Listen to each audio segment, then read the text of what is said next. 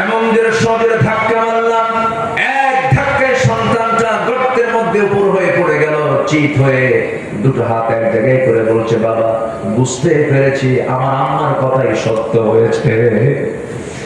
আমার আম্মা প্রায় বলতো, তোর বাপকে তোর চেনার দরকার নেই, তোকে মেরে ফেলবে। ও বাবা, আমি জানি তুমি আজকে আমাকে মেরে ফেলার জন্য আনছো। আমি তোমার কাছে আজকে দুটো হাত এক জায়গায় করে বলছি, বাবা প্রয়োজনে ভিক্ষা করে খাবো, এই চেহারা কোনোদিন তোমার সঙ্গে দেখাবো না, আমারে পয়সা দাও, আমি তোমার কাছে প্রাণ ভিক্ষা চাই। হুজুর দয়া হলো না, মায়া হলো না, পাথর একখান নিয়ে আসলাম, এত জোরে তার বুক বরাবর সজোরে মেরে দিলাম, ফিনকি দিয়ে রক্ত বের হয়ে গেল। জনমের মতো আমি তাকে বিদায় করলাম। আমার নবীর কথাগুলো শুনে শুনে আমার নবী কান্নায় ভেঙে পড়ে বলছেন, সাহাবী মানুষের তো পাষাণ হয়, এটা আমার জানা ছিল না, তবে একটা কথা তোমাকে বলি সাহাবী। সাহাবীকে বুকের সঙ্গে জড়ায় নিয়ে বলছে, কুফরকে ছেড়ে দিয়ে তুমি তাওহীদকে গ্রহণ করার কারণে তোমার এই গুনাহ তোমার জীবন থেকে ঝরে গেছে। আল্লাহ যাকে চান তাকে হেদায়েত দেয়। আপনি জোর করবেন, পারবেন না, জোর করে পারেন না। আল্লাহ রাসূল পর্যন্ত চেষ্টা করেছে। চাচা কালেমা পড়ো, আবু তালেব বলেন, মুহাম্মদ জাফরকে দিয়ে দিলাম, আলীকে দিয়ে দিলাম, দুই ছেলে আমার তো তোমার দলই আছে, আমারও যেতে হবে। চাচা লাহা মা কাসাবাত ওয়া লাকুম মা কাসাবতুম, সে যা অর্জন করবে তা আপনি যে অর্জন করবেন, আপনার আমলনামা নিয়ে আপনাকে জান্নাতে যেতে হবে। আবু তালেব বলেন, মুহাম্মদ হাসবুনা, আমার জন্য যথেষ্ট, আমার আব্বা আম্মা যা দিয়ে গেছে, অর্থাৎ আমি বাপ দাদার ধর্মের বাইরে যেতে পারবো না। এরকম জাহেল এখন মনে হয় নাই? আসতে বলবেন না, আছে না নাই? বাপ চোরের দল করে গেছে, ছেলেও চোরের দল করবে। বাপ চাঁদাবাজির দল করেছে, সেও চাঁদাবাজির দল করবে। এরকম আছে না নাই? দল বাপ দিয়ে চলবে না, বাপ দিয়ে করা যাবে না। দল বংশীয় ভাবে করলে চলবে না, দল করতে হবে আল্লাহর নির্দেশনা নিয়ে। আল্লাহ যে দল করতে বলেছেন, যে মতে চলতে বলেছেন, যে পথে চলতে বলেছেন, সেই দল এবং সেই মতের পথেই আমাকে চলতে হবে। এর নামই হলো বান্দা। এর নাম কি? আমাদের মাহবুব কে?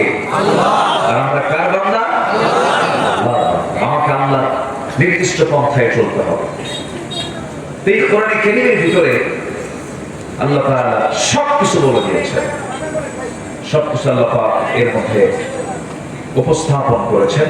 এমন কোন ইলম নাই পৃথিবীর যে ইলমটা এর মধ্যে লুকানো আছে, এর থেকে দূরে আছে। পৃথিবীর এমন কোন জ্ঞান নেই যা এর মধ্যে থেকে বাদ পড়েছে, সব আল্লাহ পাকের মধ্যে তুলে ধরেছে। এটা হচ্ছে মাদার। এটা কি?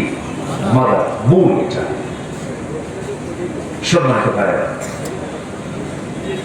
হেদায়েতের উল্টা পথ যেটা, হেদায়েতের বিপরীত যে পথ, এটাই হলো ভ্রষ্টতা। এটার নাম কি? ভ্রষ্টতা, দলাল। আরবিতে কি বলা হয়? দলাল। আর কুল্লু দলালাতিন ফি নার, প্রত্যেকটা ভ্রষ্টতাই জাহান্নামে চলে যাবে। তো হেদায়েতের উল্টা দিক হচ্ছে দলাল, ভ্রষ্টতা। তো কোরআনের দৃষ্টিতে ভ্রষ্টতার কারণগুলো কি, আজকে আমি এই বিষয়ে একদম নতুন একটি বিষয় আমি আজকে চিন্তা করেছি যে আজকে কোন বিষয়ে কথা বলা যায়। তো ভ্রষ্টতার কারণগুলো মোটামুটি আমি কোরআন থেকে খুঁজে খুঁজে একটু বের করে আমার এই ভাঙ্গা চূড়া একটু গবেষণায় 10টা কারণ আমি খুঁজে পেয়েছি। শুনতে রাজি আছেন তো সবাই? কেন, আমরা কি পথভ্রষ্ট হওয়ার জন্য শুনবো? মানে পথভ্রষ্টতার কারণগুলো কি, এটা জানলে পরে আমরা হেদায়েতের রাস্তা আমরা ক্লিয়ার পেয়ে যাব। ওগুলো বাদ দিলে আমরা হেদায়েত পেয়ে যাব। জোরে বলি ইনশাআল্লাহ, জোরে বলি ইনশাআল্লাহ। আমরা দুনিয়া নামক স্টেশনে আছি, একটা স্টেশন পার করে আসছি, সেটা হচ্ছে এই দুনিয়াতে মারপেট নামক স্টেশন। আজ আমি নতুন মারপেটে ছিলাম আমরা কয় মাস? আসতে বলবেন না, কয় মাস? এতে কোনো সন্দেহ আছে নাকি? 10 মাস ছিলাম। এর আগে একটি স্টেশন আমরা পার করে আসছি, স্টেশনটার নাম যদিও আমরা জানি কিন্তু মনে নেই। মারপেটে ছিলাম এটাও মনে নেই। প্রথম স্টেশন হচ্ছে আলামে আরওয়াহ, রূহের জগৎ। সেই রূহের জগৎ আমাকে আল্লাহ প্রশ্ন করেছিলেন, আলাস্তু বিরাব্বিকুম, আমি কি তোমার রব নই? সেই দিন সেই প্রশ্নের জবাবে আমরা কি বলেছি? না না হ্যাঁ। লা বলেছি না বালা বলেছি? বালা। আলাস্তু বিরাব্বিকুম ক্বালু বালা, আমি কি তোমাদের রব নই? শুনে কি বলেছে? লা না বালা? বলেন জোরে বলেন, কি বলেছি? বালা। হ্যাঁ, তুমি আমার রব। আচ্ছা, বলেছি যে, এটা কি মনে আছে? মনে আছে? মনে থাকবে কেমন? মনে থাকার কোনো সুযোগ তো নেই আমাদের। মার পেটে ছিলাম, এটাও মনে থাকার কোনো সুযোগ নেই, কিন্তু মার পেটে ছিলাম এতে কোনো সন্দেহ নাই। আমি বলেছি হ্যাঁ তুমি আমার রব, এটাও কোনো সন্দেহ নাই। বলে আসছি, তাহলে আমরা ওয়াদা করে আসছি, কিন্তু সেই ওয়াদা যদি আমরা ঠিক না রাখি তাহলে আমরা ওয়াদা রক্ষাকারী হব না ওয়াদা ভঙ্গকারী হব? ভঙ্গকারী হয়েছে। বলে আসছি যে এটার প্রমাণ হলো কোরআন। প্রমাণ কি?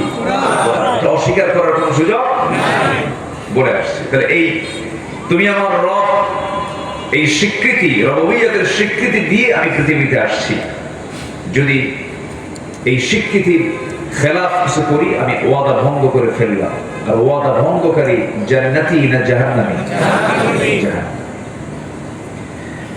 তো এই পথভ্রষ্টতার করোনার দৃষ্টিতে 10টা কারণ আজকে আমি পয়েন্ট আকারে একটু আয়াতকে সামনে রেখে একটা একটা করে পয়েন্ট আমি আপনাদের সামনে অল্প সময় আমি তুলে ধরার চেষ্টা করছি। ওমা তাওফীকি ইল্লা বিল্লাহ আলাইহি তাওয়াক্কালতু ওয়া ইলাইহি উনীব। সম্মানিত ভাইরা, আমরা বড় ভাগ্যবান, আমরা জিকির করতে এসেছি। আমরা এখানে কি করতে এসেছি? জিকির। কিসের জিকির? কিসের জিকির বলো? আমার দেশে কিন্তু ভণ্ডামি মশালা, কিছু আলোচকও আছে জিকির করতে করতে লাভ হবে, আছে কিনা? জিকির করতে করতে পাজামা থাকে না, আছে কিনা বলো? আবার জিকির করতে করতে এই বাসের আগায় গিয়ে বসে থাকে, আছে কিনা বলো? এটা ঠিক না। আমরা এরকম কোন মানে ইতিহাস পাইনি, কোন হাদিস পাইনি। এই পৃথিবীতে সবচেয়ে বড় আল্লাহওয়ালা ছিলেন হলো আল্লাহর নবীরা, সাহাবীরা। তাদের জিন্দেগি থেকে আমরা এরকম কোন পাগলামি দেখছি? আল্লাহর ভয়ে চোখের পানি পড়বে এতটুকু, আল্লাহর ভয়ে চোখ দিয়ে পানি ঝরবে এতটুকু, একটু আওয়াজ বের হবে, একটু কান্না বের হবে, লাভ মেরে আম গাছে ওঠা, জাম গাছে ওঠা, ভুল করে কিন্তু বলে গেছে ওঠা, বলে গেছে কান্না আছে, এই হুঁশটা আবার ঠিকই আছে। মুহূর্তের মধ্যে এই চিকন একটা বসের আগায় ওঠা, এটা কম কথা। আমি আমার ভাষায় প্রায় বলি 1 সেকেন্ড 2 সেকেন্ডের মধ্যেই মানে বাসের আগায় ওঠা মানে কি, ও ছোট্টবেলায় ছিল পাক্কা নারিকেল চোখ। এই জন্য এটা কোনো কৃতিত্ব নয়, এটা আল্লাহর ভয়ের জন্য নয়, এটা আল্লাহর মহব্বতের জন্য, এটা আল্লাহর জিকিরের জন্য নয়। আল্লাহর জিকির যারা করে তারা প্রকাশ্যে কাঁদে না, তারা আড়ালে কাঁদে, সেজদায় পড়ে কাঁদে। আল্লাহ রাব্বুল আলামিন তার পছন্দের বান্দার কিছু তালিকা করেছেন, তাদের কিছু গুণও তুলে ধরেছেন। আল্লাহ রাব্বুল আলামিন সুন্দর করে বলছেন, তাবারাকাল্লাযী জাআলা ফিস সামাই বুরুজান ওয়া জাআলা ফীহা সিরাজান ওয়া কমারান মুনীরা ওয়া হুয়াল্লাযী জাআলা আল-লাইলা ওয়ান-নাহারা খিলফাতান লিমান আরাদা আন ইয়াযাক্কারা আও আরাদা শুকুরা وعباد الرحمن الذين يمشون على الأرض هونا وإذا خاطبهم الجاهلون قالوا سلاما والذين يبيتون لربهم سجدا وقياما। আল্লাহর পছন্দের বান্দাগুলো রাত যখন গভীর হয়ে যায় রুকুতে সিজদায় পড়ে ডুকরে ডুকরে কাঁদে, চোখের পানিতে যায় নামাজ ভিজে যায় এবং বলে আল্লাহ ওই ভয়াবহ 7টা জাহান্নাম থেকে তুমি আল্লাহ আমাকে বাঁচায় দাও, আমি তো তোমার জন্য কান্না। আল্লাহ বলেন বান্দারে তোর কান্নার মূল্য পৃথিবীর কেউ না দিতে পারলেও, তোর কান্নার মূল্য পৃথিবীর কেউ দেবে না বান্দা। তুই আমার জন্য যদি, শুধু আমার খুশির জন্য যদি, আমার জাহান্নামের ভয়ে যদি, আমার ভয়ে যদি এক ফোঁটা চোখের পানি যদি ফেলতে পারিস, আমি আল্লাহ বলছি আমি তোর জন্য 7টা জাহান্নাম নিভায়া দিয়া আমি তোর জন্য জান্নাত বরাদ্দ করে দেব। কান্নার মূল্য কার কাছে আছে? আস্তের কার কাছে আছে? বইয়ের কাছে? বইয়ের কাছে নাই? আপনাদের বউগুলো এইরকম, স্ত্রীর কাছে স্বামী কান্না করবে, বউ বলবে পুরুষ মানুষ কান্দে নাকি?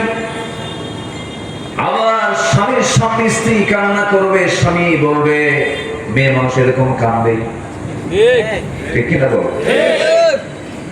আবার ছাত্রের সামনে, শিক্ষকের সামনে ছাত্র কাঁদবে, শিক্ষক বলবে পড়াশোনা করবেন এই জন্য কাঁদিস।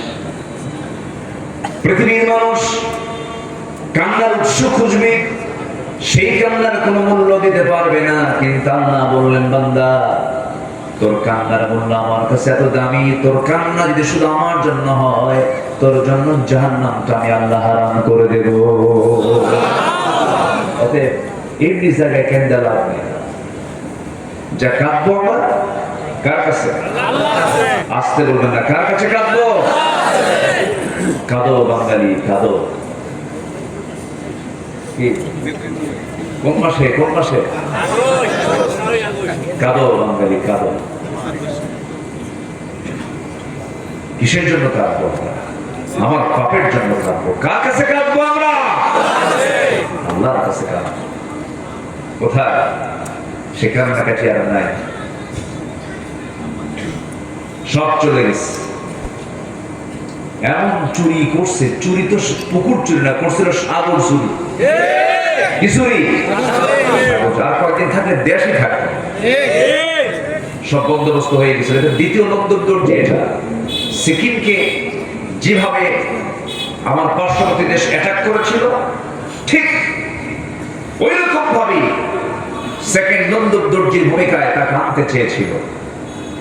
সম্মানিত ভাই, যুবকদের রক্ত আল্লাহ পাক পছন্দ করেছে। রক্তের বিনিময়ে মুসলিম বান্দাদের চোখের পানি যুগ পার হয়ে গেছে। এই কাশিমপুর কারাগারে ইরতিফাত করেছেন, চোখের পানিতে যায় নামাজ ভিজে গেছে। আল্লামা শহীদ দেলোয়ার হোসেন সাইদ রাহিমাহুল্লাহ, এই তো এই আবহাওয়ায় তিনি 12টা বছর কাটিয়ে দিয়েছেন। এই আবহাওয়া আমি এসেই বললাম, আগে হাবিবুর রহমান সাহেবকে বললাম যে এখান থেকে কারাগার কত দূর? বললো হুজুর আপনার আলোচনার আওয়াজটা কারাগারের লোকেরা শুনতে পাবে। হয়তো বসে আছে ওই জায়গায় দরবেশ বসে আছে, দরবেশ আছে না? লাভ কি হলো? সবার ঘরে ঘরে নাপা আছে। নাপা মানে কি? প্যারাসিটামল। এই নাপা কোম্পানি যেটা ভ্যাকসিনকো, এই ভ্যাকসিনকোর মালিক হাজার হাজার কোটি টাকার মালিক। এত সম্পদ, কত কেলেঙ্কারি আছে তার বিরুদ্ধে, তার জীবনে এত সম্পদ করলো, এত কিছু করলো, এরপরেও আল্লাহ বলছেন বান্দা আমার কোরআন থেকে দূরে থাকবি, ধরবো। ধরে নাই? আজ থেকে ধরে নাই? আল্লাহ রাব্বুল আলামিন বলেন ওয়ামান আ'রাদা আন যিকরি ফাইন্না লাহু মাঈশাতান দানকা ওয়া নাহশুরুহু ইয়াওমাল কিয়ামাতি আ'মা। আল্লাহ রাব্বুল আলামিন বলেছেন আমার জিকির থেকে, আমার কোরআন থেকে যে বান্দা নিজেকে গুটিয়ে রাখবে, আমার বিধানকে বাদ দিয়া অন্য বিধানকে যারা মানবে, আমার জিকির বাদ দিয়ে যারা দিল্লির জিকির করবে, রাশিয়ার জিকির করবে, আমেরিকার জিকির করবে, আল্লাহ বলছেন আমি তার জন্য দুনিয়ার জীবনকে সংকীর্ণ করে দেব। সে শান্তি পাবে না। টাকা থাকবে, পয়সা থাকবে, কিন্তু শান্তি নেই। আছে শান্তি? আছে? আছে শান্তি? আছে? বিচারপতি রায় দিল। গতকালকে আমার প্রোগ্রাম ছিল ওই সিলেটে, বুঝলে, এটা মনে হচ্ছে সিলেটে মাহফিল ছিল আমার গতকাল বিয়ানী বাজার কানাইঘাটের পাশে ওই অঞ্চলে। যারা ওর 2 বিসি আউট করে দিচ্ছে তারা আমার সাথে একটু দেখা করতে আসছে। হুজুর আমরা সাইজ করছি, একদম নিজের হাতে শক্তভাবে আদায় করে দিচ্ছে। সম্মানিত ভাই, এত বড় বেয়াদব,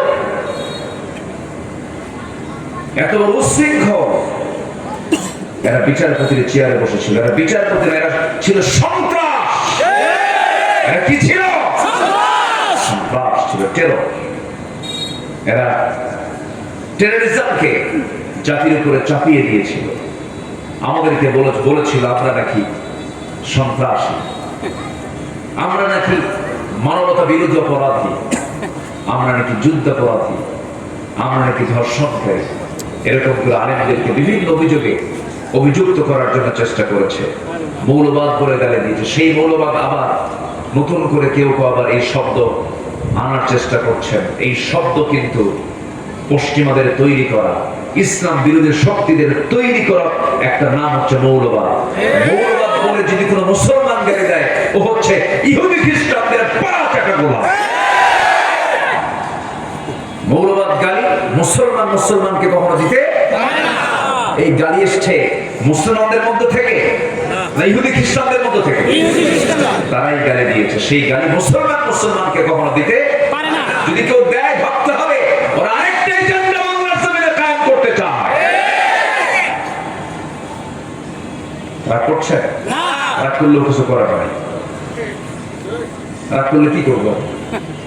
আমাকে হক কথা বলতে হবে তো। আমরা চাঁদাবাজি দেখতে চাই না, আমরা ধর্ষণ দেখতে চাই না, আমরা ধর্ষণ মুক্ত, চাঁদাবাজ মুক্ত, নিরাপদ একটা জনপদ বাংলার জমিনকে আমরা দেখতে চাই। জোরে বলি ইনশাআল্লাহ। সম্মানিত ভাই, অনেক কথা আছে, আমাকে সময় দিচ্ছেন তো? আমি তো হতাশ হয়ে গিয়েছিলাম একটু। মানুষ তো একটু বিপদে পড়লে একটু ভয় পায়, একটু বিব্রত হয়ে যায়। বৃষ্টি আসছে, ভাবলাম যে কি হয়, মনে হয় কথা বলতে পারবো না। আল্লাহ একটু হলেও সুযোগ করে দিয়েছেন। নীল নবগণে, আষাঢ় গগনে, 3 ছায়ার বাহিরে, ওগো তোরা যাচ্ছে ঘরের বাহিরে। আষাঢ় শ্রাবণে এই ঘন বৃষ্টির মাঝে আপনাদের এই সাহস করে আশাটা প্রমাণ করে আপনারা কোরআনকে আসলেই দিল থেকে ভালোবাসেন। বলি আলহামদুলিল্লাহ, বলি আলহামদুলিল্লাহ। সম্মানিত ভাই, সম্মানিত বন্ধুগণ, আমরা দোয়া করি আল্লামা সাইদি গত বছর আগের বছর 14 অগাস্টে তিনি শাহাদাত বরণ করেছেন। মেডিকেল কিলিং এর মধ্য দিয়ে পরিকল্পিত নাটক সাজিয়ে তাকে দুনিয়া থেকে বিদায় করা হয়েছে। আমরা তার জন্য দোয়া করি, আল্লাহ পাক তুমি তার কবরটাকে জান্নাতের নূর দিয়ে মুনাফফার করে দাও। আমিন। জোরে বলি আল্লাহুম্মা আমিন। সম্মানিত ভাইরা, আসুন কোরআনের দৃষ্টিতে ভ্রষ্টতার কারণগুলো কি কি, কারণগুলো কোনটা কারণ হতে পারে, আমরা একটা একটা করে একটু বের করার চেষ্টা করি। নাম্বার 1 হচ্ছে কুফর। নাম্বার 1 কি? কুফর। কুফর হচ্ছে ঈমানের বিপরীত কাজ। ঈমানের উল্টা যেটা, সেটাই হলো কুফর। ঈমানদার আল্লাহকে মানে, আর কাফির আল্লাহকে মানে না। ঈমানদার আল্লাহর বিধানকে মানে, আর কাফের আল্লাহর বিধানকে মানে না। এর মাঝে আবার কিছু ঈমানদার আছে, তারা বলে আমার ঈমান আছে কিন্তু আল্লাহর আইন মানে না। এরকম আছে না? বলেন। তাহলে এদেরকে আপনি কি বলবেন? এদেরকে আপনি কি বলবেন বলেন? এই তো ফাইন, সবাই তো মুফতি হয়ে গেছেন বাসায়। মুফতি হতে হবে তো, ফতোয়া জানতে হবে। ফতোয়া না জানলে বেকায়দা আছে। ফতোয়া না জানা পর্যন্ত আমি ইসলামকে সঠিকভাবে মানতে পারবো না। আমাদের সবাই জানতে হবে, জানা দরকার। নাম্বার 1 হচ্ছে কুফর। আল্লাহ রাব্বুল আলামিন বলেন, ইন্নাল্লাযীনা কাফারু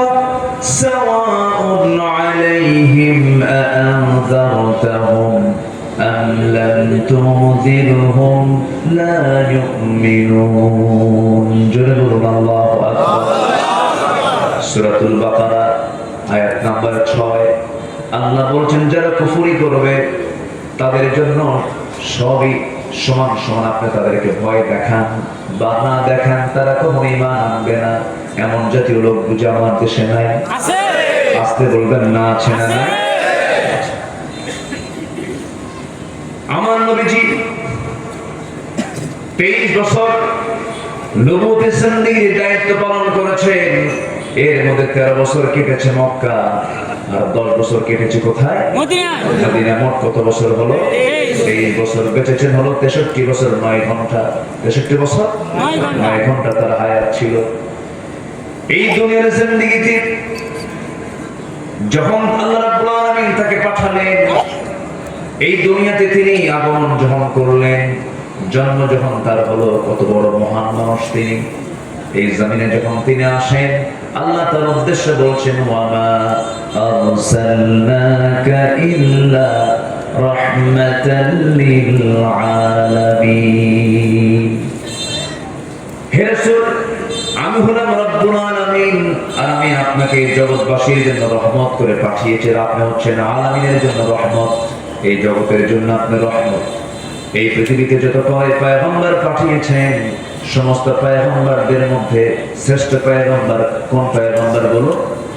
মুহাম্মদ সাল্লাল্লাহু আলাইহি ওয়াসাল্লাম। একটু বৃষ্টি আসছে, একটু ধৈর্য ধরো, আমার দিকে একটু তাকাও। তাহলে একটা নাম হচ্ছে কুফর।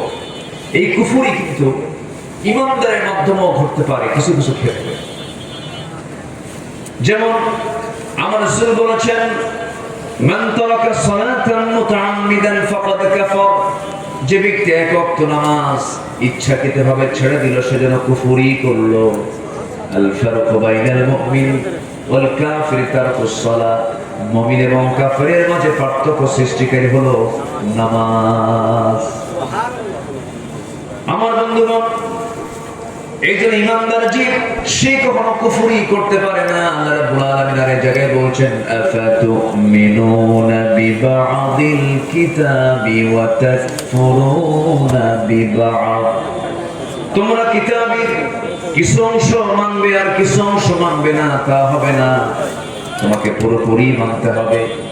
ব্যক্তিগত জীবনে আপনি ইসলামকে মানবেন, রাজনৈতিক জীবনে মানবেন না। নামাজে আপনি ইসলামকে মানবেন, সমাজে আপনি ইসলামকে মানবেন না। নামাজে আপনি ইসলামকে মানবেন, আপনি ব্যবসায় ইসলাম মানবেন না। নামাজে আপনি ইসলামকে মানবেন, কিন্তু যাকাত না মেনে সুদকে মানবেন, আপনি মুনাফিক হয়ে গেছেন। এরকম মুনাফিক তো আমার দেশে খুঁজে পাওয়া খুব মুশকিল। সুদ কারা খায়? আমার দেশের লোক সুদ কি সুদখোর আছে? সুদখোর আছে। এই সময় কি উঠবেন না, উঠলে ভাববোটাই সুদ খায়। বসেন, বসের পয়েন্ট অনুযায়ী একটু সিদ্ধান্ত নিতে হবে। একটু বসেন। সম্মানিত ভাইরা, যারা নামাজও চায়, যারা সুদও চায়, যারা নামাজ চায়, যারা বেহায়াপনা চায়, যারা নামাজও চায়, যারা সিনেমা হলও চায়, এরা ইমানদার না, এরা ফাসিক, এরা মুনাফিক। আছে না? একই মঞ্চে কোরআন তেলাওয়াত শুরু হয় আর নাচ দিয়ে শেষ হয়। আছে কি? একই মঞ্চে কোরআন তেলাওয়াত শুরু করে আর কি দিয়ে শেষ করে? নাচ দিয়ে শেষ করে। এরকম দল আছে কিনা আমাদের? আছে কিনা? মৃত্যুবার্ষিকী, শাহাদাত বার্ষিকী, প্রথমে কোরআন তেলাওয়াত শুরু হয়, এরপর নৃত্য পরিবেশন দিয়ে শেষ হয়। যে নেতৃত্বের ভিতরে এই মুনাফিকি আছে, ওই নেতৃত্বের মুখে আমরা জুতা মারি, থুতু মারি। আগামী দেশ আমরা দেখতে চাই কোরআনের দেশ। রাজি আছেন তো সবাই? আইয়ুব করেছে শাসন, মুজিব দিয়েছে ভাষণ।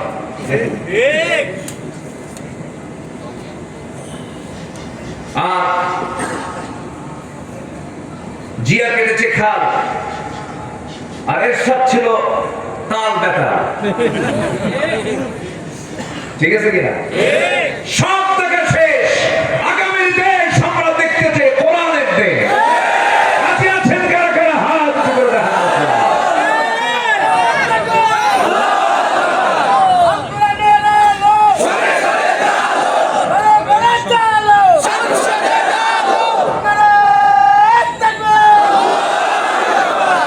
আল্লাহ কবুল করুন, জোরে বলি আমিন। আমার নবীজি 23 বছরের জিন্দেগিতে কি রাষ্ট্র পদ্ধতি ছিল? রাষ্ট্র পদ্ধতি ছিল? রাষ্ট্র ব্যবস্থা ছিল? ইসলামের রাষ্ট্র ব্যবস্থা আছে না নাই? আমাদের এখন সবচেয়ে বড় চ্যালেঞ্জ হলো আগামী দিনে আমরা সবার আগে রাষ্ট্র সংস্কার দেখতে চাই। 54 বছর দেখেছি, সব দেখে শেষ করেছি আমরা। কেউ 16 বছর, কেউ 24 বছর, কেউ 9 বছর, সব দেখে শেষ করেছি আমরা। কেউ সম্পদ দেশে রাখে নাই। আমার দেশের শ্রমিকরা হাড় ভাঙা পরিশ্রম করে, কৃষকরা দেশের অর্থনীতিকে সমৃদ্ধ করেছে। গার্মেন্ট শিল্পের শ্রমিকরা শ্রম দিয়ে দেশকে সমৃদ্ধির দিকে আগায় নিয়ে গিয়েছে। প্রবাসীরা প্রবাস জীবনে পরিশ্রম করে, ঝুলে ঝুলে কনস্ট্রাকশনের কাজ করে, ঝুঁকিপূর্ণ কাজ করে রেমিটেন্স দেশে পাঠিয়েছে, দেশকে আগায় দিয়েছে। দেখো, ওই প্রবাসী অশিক্ষিত, শ্রমিক অশিক্ষিত, কৃষক অশিক্ষিত, দেশকে তারা আগায় দিয়েছে অনেক দূর, কিন্তু সেই দেশকে পিছায় দিয়েছে শিক্ষিত নামের কিছু কলম চলেরা। আমরা ওগুলো দেখবো না। ওদের অভিনয় দেখেছি আমরা, ওরা পাকা ঝানু অভিনেতা, ঠকবাজি করার জন্য। আমরা এগুলো দেখতে চাই না। আমরা কুফরি কোন চিন্তা আমরা মাথায় নেব না। কুফরি চিন্তা কি? যারা আল্লাহ আইন ছাড়া অন্য কোন আইনকে মানবে, এটাই হলো ইমানি চিন্তা না কুফরি চিন্তা? কুফরি চিন্তা। আল্লাহ রাব্বুল আলামিন বলেন, ফামান ইয়াকফুর বিত-তাগুতি ওয়া ইউমিন বিল্লাহি ফাকাদ ইসতামসাকা বিল-উরওয়াতিল বুসকা লা ইনফিসামা লাহা। জোরে বলুন আল্লাহু আকবার। আগে তাগুতের কাফের হতে হবে, তাগুতকে অস্বীকার করতে হবে, তাগুত অস্বীকার করার পরে ঈমান আনতে হবে। আল্লাহকে বলছেন তাগুতকে আগে ছাড়ো, ফেরাউনকে আগে ছেড়ে দাও, নমরুদকে আগে ছেড়ে দাও, ওদের অপকর্ম আগে ছাড়ো। নমরুদ, ফেরাউন, এরা সব ছিল তাগুত। এই পৃথিবীতে সর্বপ্রথম হত্যা রাজনীতি যে প্রথম চালু করেছিল সেটাই হলো ফেরাউন। সেই ফেরাউনের সেই অনুষ্ঠিত পন্থা এখনো আছে না নাই? বলে এখন আছে না নাই? এখনো আছে। এই জন্য আগে কুফরি মতবাদকে ছাড়তে হবে। ভ্রষ্টতার এক নাম্বার কারণ হলো কুফরি করা। কুফরির কাছে আমরা যাব না। আল্লাহ রাব্বুল আলামিন বলছেন, যে বান্দা কুফরি করে দুনিয়া থেকে বিদায় নেবে সে ব্যক্তি জান্নাতের গন্ধ পাবে না।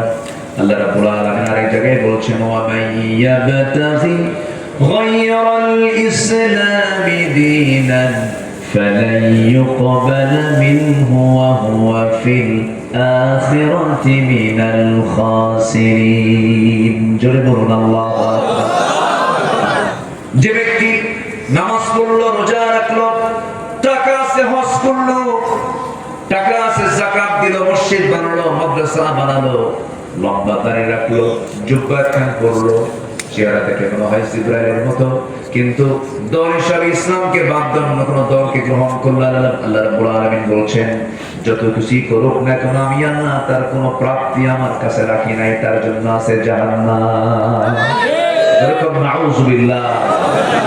তাহলে আমাকে কুফরি মতবাদকে ছাড়তে হবে। ইসলাম ছাড়া যা পৃথিবীতে মতবাদ আছে সব কি কি মতবাদ বলেন? কি মতবাদ বলেন? কুফরি মতবাদ।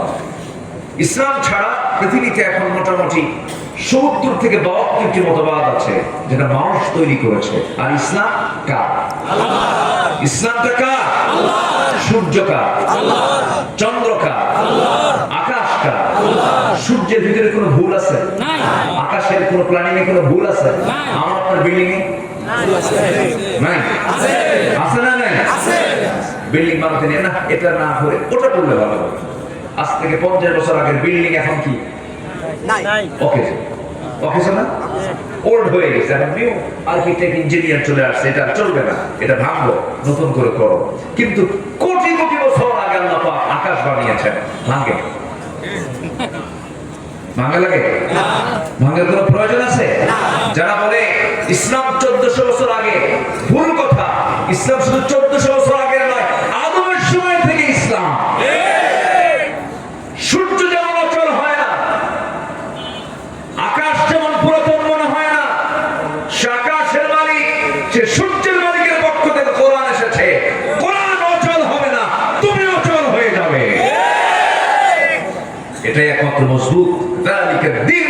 কি এটাই মজবুত দিন।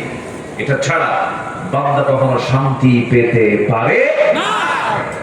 আমার নবী যে সমাজে জন্ম নিয়েছিলেন সেই সমাজ ব্যবস্থা খুব ভালো ছিল নাকি? শুধু কি খারাপ না মহা খারাপ? মহা খারাপ। তবে আমরা তার থেকে কোনো অংশ কম। আমরা একটা তুলনা করি, আস্তে আস্তে যাচ্ছি, কিন্তু মাঝে মাঝে আপনার ছাতা মারতেছেন, আবার বন্ধ করছেন, সমস্যা নেই, সবার হাতে হাতে ছাতা দিয়ে দেন কমিটির ভাইরা, অন্তত না যাক আছেন তো? আলহামদুলিল্লাহ। জি, খুবই সুন্দর, আপনার ধৈর্য সহকারে শুনতেছেন। আগের যুগে যে জেহালাতটা ছিল সেটা ছিল ওল্ড ভার্সন, ওল্ড জাহেলিয়া, আর এখন হচ্ছে নিউ জাহেলি, নিউ ভার্সন। আগে মানুষ মেরে ফেলতো, টুকরো টুকরো করতো না, মারছে মেরে ফেলছে, আর এখন মারে আবার টুকরা টুকরা। সেদিন কোথায় যেন দেখে 49 টুকরা করছে। কয় টুকরা? আগের যুগে ধর্ষণ হতো, জেনা হতো, কিন্তু মরা লাশ কবর থেকে তুলে ধর্ষণ হতো। আগের যুগে ধর্ষণ হতো, 3 বছরের শিশু ধর্ষণ হতো। তাহলে কি এই জাতি কি কোন অংশ কম? আলহামদুলিল্লাহ। কি বলেন? জোরে বলেন, আরো জোরে বলেন। গত বছর মাহফিল ছিল আমার চট্টগ্রাম, একটা মাহফিল ছিল, আলোচনা শুনলো মানুষ, চোখের পানি ফেললো মানুষ। দোয়া শেষ করে দেখি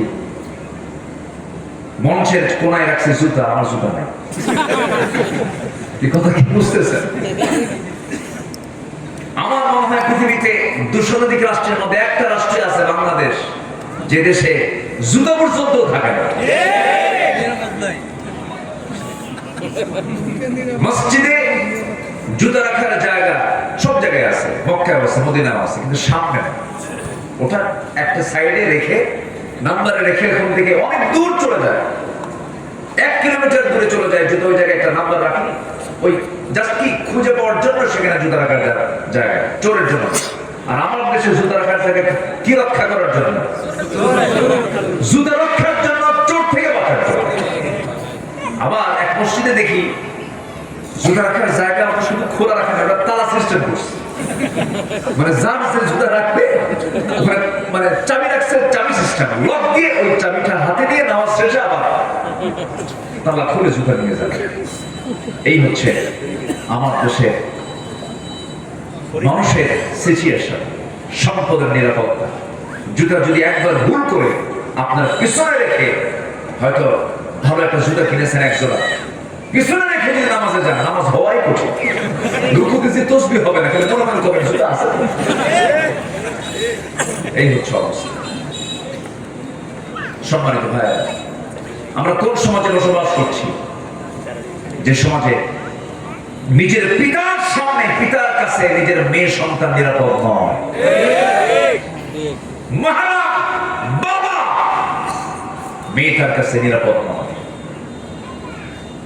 এতটাই জাহেলিয়াত আমাদেরকে জেগে বসেছে। মেয়ে বাধ্য হয়ে আইনের শরণাপন্ন হয়ে বলছে, আমার বাবার বিরুদ্ধে আমি মামলা করতে এসেছি, আমার বাবা আমাকে ধর্ষণ করে। কোথায় আছে? এটার কারণগুলো কি খুঁজে বের করা দরকার। আইএমএ জাহেলিয়াতের যুগে, যে যুগে রাসূল ছিলেন, সেই যুগে কন্যা সন্তান জন্ম নিয়েছে। কেন? শুধু কন্যা সন্তান হয়ে জন্ম নিয়েছে এই জন্য হত্যা করা হতো। বিআইয়ি যামবিন কুতিলাত, কোন অপরাধে হত্যা করা হলো। রাসূল সেই যুগে জন্ম নিয়ে বললেন, যার ঘরে একটা মেয়ে তার জন্য একটা পৃথক জান্নাত। সুবহানাল্লাহ। আমি রাসূল 4 কন্যা সন্তানের বাবা। আল্লাহু আকবার বলবেন না? আমার নবীজি যেই যুগে জন্ম নিয়েছিলেন সেই যুগটাও বড় নোংরা ছিল, বড় সভ্য ছিল, বর্বর ছিল। সেই সমাজটাও কিন্তু ভালো ছিল না। নিজের সন্তান হয়ে নিজ মাকে বিয়ে করতো। নাউজুবিল্লাহ বলে।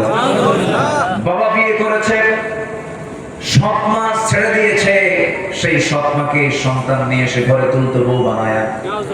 এত অসভ্য তারা ছিল। সে অসভ্য জাতিগুলোকে, সততা বিভক্ত জাতিকে, যারা শুধু মূর্তি পূজা করত, তারা ছিল পৌত্তলিকতা প্রীতি তাদের মধ্যে ছিল 16 আনা। এই জাতিকে তাওহীদের পথে নিয়ে আসছেন অন্য কোন তন্ত্র মন্ত্র দিয়ে নয়। একমাত্র সফলতা পেয়েছেন তিনি কোন কিতাব দিয়া? পথভ্রষ্টতার কারণ এক নাম্বার বলেছে কুফর। সেই কুফর থেকে রাসূল তাওহীদের দিকে কোরআন দিয়ে চেষ্টা করেছেন। আল্লাহ রাব্বুল আলামিন তার রাসূলকে জানাচ্ছেন, আমি কেন দিয়েছি আপনাকে কোরআন? লিতুখরিজান নাস মিনাল যুলুমাতি ইলান নূর। আপনি যেন এই কিতাব দিয়ে ঘুরে ধরা জাতিকে, অসভ্য সমাজকে, খেয়ানতকারী ব্যক্তিকে আমানতদার বানাতে পারেন, চোরকে আপনার সম্পদের পাহারাদার বানাতে পারেন, জেনাকারকে আপনি আমানতদার বানাতে পারেন, আল্লাহওয়ালা বানাতে পারেন, জুলুমাত থেকে আপনি তাদেরকে আলোর দিকে নিয়ে আসতে পারেন। এই জন্য আমি কোরআনটা আমি আপনার প্রতি নাজিল করেছি।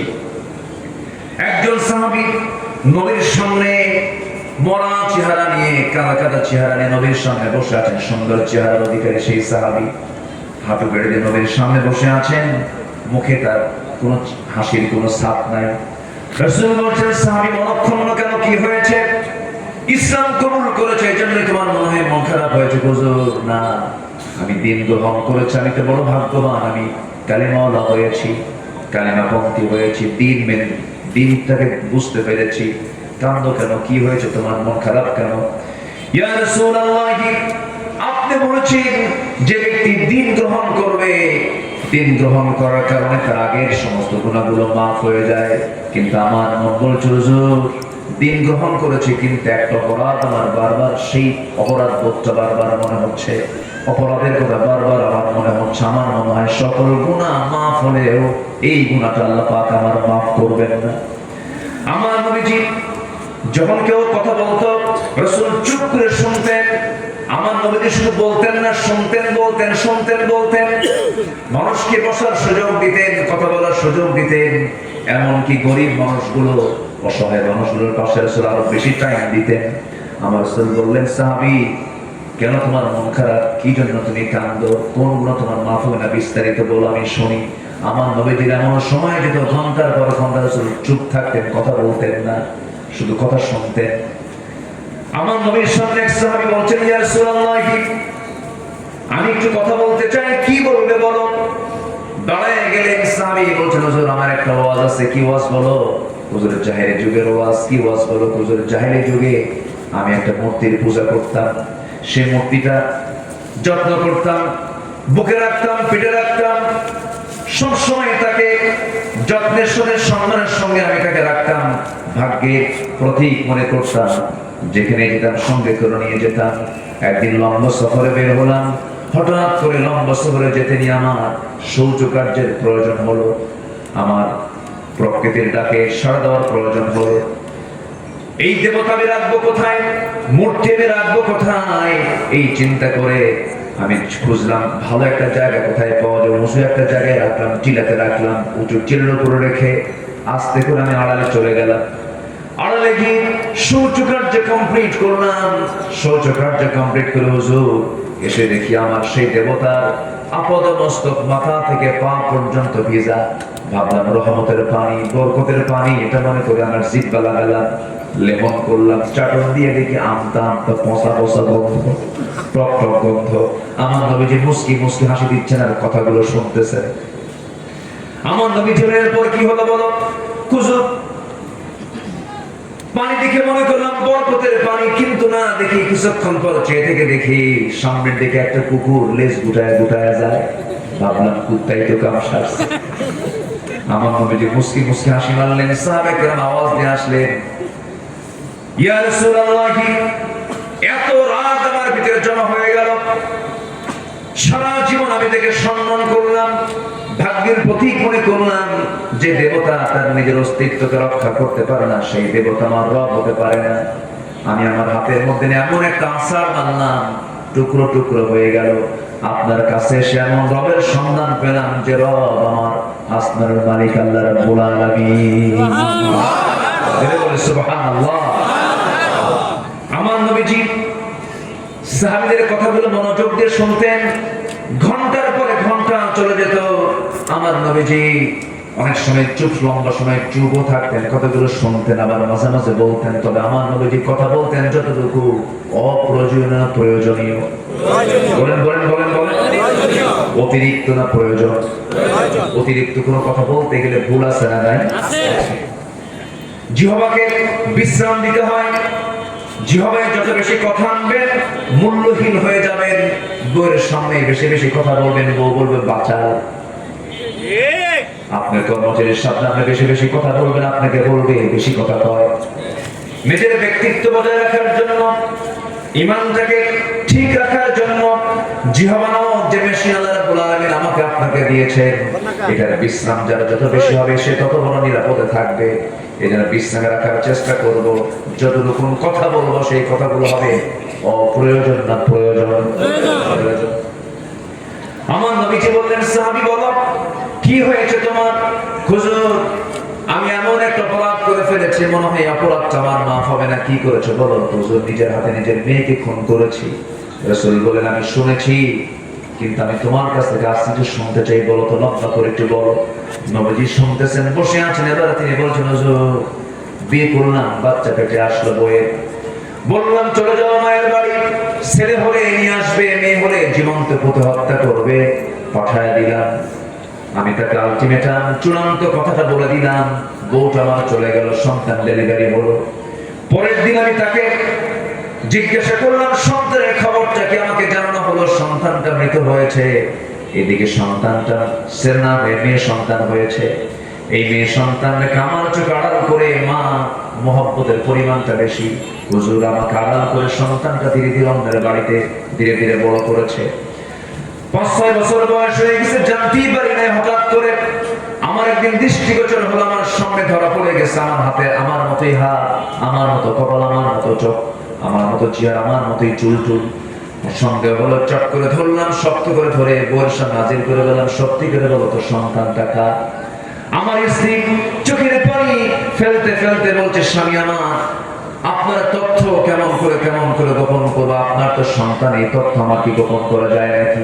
সন্তান আমাদের ওরস থেকে এসেছে, মিথ্যা বলেছিলাম, কিচ্ছু বললাম না, অভিনয় শুরু করলাম। হুজুর আমার প্রচন্ড রাগ হয়ে গেল চেহারাতের কারণে, ওই সামাজিক প্রেক্ষাপটের কারণে। আমি ভিতরে ভিতরে খেপলাম, কিন্তু বউকে বুঝতে দিলাম না। সন্তানটাকে মারবো কখন, এই মেরে ফেলার আমার ভিতরে জেদ তৈরি হয়ে গেল। আমি খুনির কাতারে চলে গেলাম। শেষ পর্যন্ত অভিনয় করে মেয়েটাকে বললাম, মা আমি তোমার বাবা, আমি তোমাকে আদর করে তোমার নানির বাড়িতে নিয়ে যাব। অভিনয় করে রাজি করায় নিয়ে সুন্দর কাপড় চোপড় পরায় নিয়ে পরের দিন সকালবেলা আমি রওনা করলাম। হুজুর রওনা করে আমি সামনে যখন জঙ্গল পেলাম, আমার মেয়েটা বারবার মুসকি মুসকি আসলে বলে, বাবা জঙ্গলের দিকে যাওয়া, কোনো কিচ্ছু বললাম না। জঙ্গল পার হয়ে গেলাম, কোদাল হাতে নিলাম। ঠিক কি প্রহর দুপুরবেলা কোদাল দিয়ে আমি গর্ত খনন করছি। মেয়েটা বারবার বলে, বাবা চলো নানির বাড়ি যাবা না, তুমি এখানে গর্ত কেন খনন করছো? কিচ্ছু বললাম না। গর্ত খনন যখন শেষ হয়ে গেছে, হুজুর গোটা শরীর আমার ঘর মাত্র, আমার মেয়েটা গামছা দিয়া আমার ঘামগুলো মুছে মুছে দেয়। আমার গাড়িতে ঢুকে থাকা মাটিগুলো তার ছোট্ট কুচি কুচি 5টা আঙ্গুল দিয়ে খিলাল করে করে সেই মাটিগুলো সরায় সরায় দেয়, আর বলে, বাবা গর্ত খনন কেন করছো? তুমি কি নানির বাড়ি যাবা না? বাবা আমাকে তুমি নিয়ে যাবা না? কিচ্ছু বললাম না। হুজুর দিল আমার এত পাষাণ, চুল পরিমাণ মহব্বত জাগ্রত হলো না। হুজুর গর্ত খনন যখন শেষ হয়ে গেল, মুস্কি একটা হাসি মেরে অভিনয় করে বললাম, মা দেখো তো গর্ত খননটা কেমন হয়েছে। আমার মেয়েটা সরল মনে, মেয়েটা গর্তের কাছাকাছি গিয়ে উকি মেরে দেখতে লাগলো ভিতরের দিকে, গর্তের নিচের দিকে। আমি পিছন দিকে চলে আসলাম, এমন জোরে সজোরে ধাক্কা মারলাম, এক ধাক্কায় সন্তানটা গর্তের মধ্যে উপর হয়ে পড়ে গেল, চিত হয়ে দুটো হাত এক জায়গায় করে বলছে, বাবা বুঝতে পেরেছি, আমার আম্মার কথাই সত্য হয়েছে। আমার আম্মা প্রায় বলতো, তোর বাপকে তোর চেনার দরকার নেই, তোকে মেরে ফেলবে। ও বাবা আমি জানি তুমি আজকে আমাকে মেরে ফেলার জন্য আনছো। আমি তোমার কাছে আজকে দুটো হাত এক জায়গায় করে বলছি, বাবা প্রয়োজনে ভিক্ষা করে খাবো, এই চেহারা কোনদিন তোমার সামনে দেখাবো না, আমারে বাইসা দাও, আমি তোমার কাছে প্রাণ ভিক্ষা চাই। হুজুর দয়া হলো না, মায়া হলো না, পাথর একখান নিয়ে আসলাম, এত জোরে তার বুক বরাবর সজোরে মেরে দিলাম, ফিনকি দিয়ে রক্ত বের হয়ে গেল। জনমের মতো আমি তাকে বিদায় করলাম।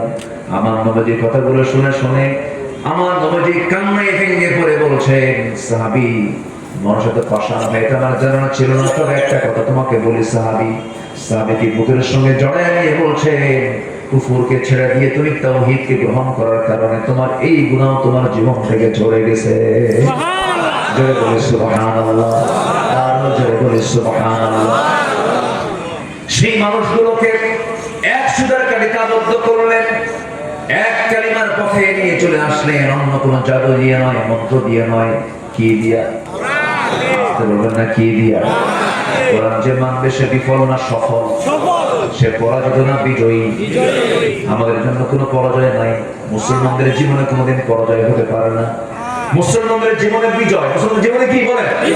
বিজয়।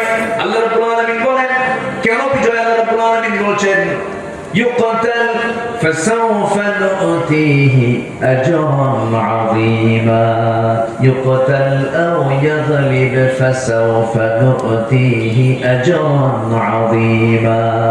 নিহত হও অথবা বিজয়ী হয়ে যাও, আমি আল্লাহ তোমাকে বিশাল পুরস্কারে পুরস্কৃত করব। জোরে বলি সুবহানাল্লাহ।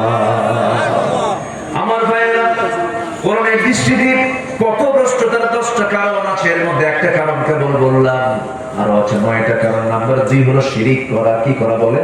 শিরিক করা। আল্লাহ রাব্বুল আলামিন বান্দাকে ক্লিয়ার কনসেপ্ট জানিয়ে দিয়েছেন, বান্দা যত গুনাহ আছে সব গুনাহ আমার মাফের আওতায় আছে, মাফ করতে পারি, কিন্তু আল্লাহ তো শিরিক বি শাইআন, আমার কাছে তুমি শিরিক নামার সামনে হাজির হলো না। শিরিক নিয়ে যদি হাজির হও, আমি তোমাকে জাহান্নামের মধ্যে প্রবেশ করাবো, আমি তোমাকে জাহান্নামে নিক্ষেপ করব। শিরিক মুক্ত হয়ে আমার কাছে আসো। আল্লাহ রাব্বুল আলামিন বলেন, ওয়া মান ইউশরিক বিল্লাহ ফাকাদ হারামাল্লাহু আলাইহিল জান্নাহ। যে ব্যক্তি শিরিক করবে তার জন্য জান্নাতটা বাজেয়াপ্ত হয়ে যাবে। আল্লাহ রাব্বুল আলামিন আরেক জায়গায় বলছেন, আমি তোমার সকল গুনাহকে maaf করব, কিন্তু শিরকের গুনাহ maaf করা হবে না। ইন্নাল্লাহা লা ইয়াগফিরু আন ইউশরাকা বিহি ওয়া ইয়াগফিরু মা দুনা যালিকা লিমান ইয়াশা ওয়া মান ইউশরিক বিল্লাহি ফাকাদ দাল্লা দালালান বাঈদা। সূরা নিসা 116 নম্বর আয়াত। বাড়িতে মিলায় নেবেন, যে ব্যক্তি শিরিক করবে তার কোনো কিছু কবুল হবে না, আল্লাহ তাকে মাফ করবে না। জিনা করেছো, নামাজ ছেড়ে দিয়েছো, অন্যান্য গুনাহ করেছো, অন্যান্য পাপ করেছো, হয়তো মাফ হতে পারে, কিন্তু শিরকের গুনাহ করে আমার সামনে হাজির হবে, আমি তোমাকে মাফ করব না। কার কথা বলে? আস্তে বলুন না, কার কথা? যে ব্যক্তি অথবা যে দল আল্লাহর দল ছাড়া অন্য কোন দল করবে, যে ব্যক্তি আল্লাহর দল ছাড়া অন্য কোন দলে যে ব্যক্তি বিশ্বাস স্থাপন করবে, সেই মুশরিক। আমার কথা কি বুঝতেছেন আপনারা? দল করতে হবে কার? আরো জোরে কার? আরো জোরে কার? আল্লাহর দল ছাড়া অন্যের দল করলে পরে এই দল করার কারণে সে ব্যক্তির পরিচয় হবে কি বলে? মুশরিক। কি পরিচয় হবে? মুশরিকের জন্য জান্নাত না জাহান্নাম? আমি কি শেষ করে দেবো? আলোচনা চালাবো আলোচনা জোরে বলি ইনশাআল্লাহ। সবাই থাকে। উনি আমাকে শেষ করতে বলেননি, একটু থাকে, একটু সময় দেন আমাকে। 2 পয়েন্ট চলে গেল, একটা হচ্ছে কুফর আর একটা হচ্ছে শিরক। শিরকের অনেক লম্বা ব্যাখ্যা আছে, ব্যাখ্যার দিকে গেলে পরে আমি 10টা পয়েন্ট আমি আবার কথা বলতে পারবো না। এটা কোরআনের ক্লাস, এই ক্লাস আমরা এসেছি, ক্লাসটা আমরা একটু হলেও সংক্ষিপ্ত করে আমরা শেষ করে বিদায় নেব। জোরে বলি ইনশাআল্লাহ। প্রত্যেক ভাই, একটা ভাইও উঠবেন না। আমি শুরুতেই কিন্তু বলে দিয়েছি, সেটা হলো আমরা শেষ করব দোয়ার মধ্য দিয়ে। আমরা শেষ পর্যন্ত আমরা সবাই থাকবো। জোরে বলি ইনশাআল্লাহ। নাম্বার 3, দুনিয়ার প্রতি অত্যাধিক মোহ, দুনিয়ার প্রতি অত্যাধিক মায়া, মোহ, এটাও পথভ্রষ্টতার অন্যতম একটা কারণ। নেতৃত্বের মোহ আছে না নাই বলেন তো? নেতৃত্বের লালসা আছে না নাই? নিজের দলীয় পদ টিকে রাখার জন্য প্রতিপক্ষকে গুলি করে হত্যা করে।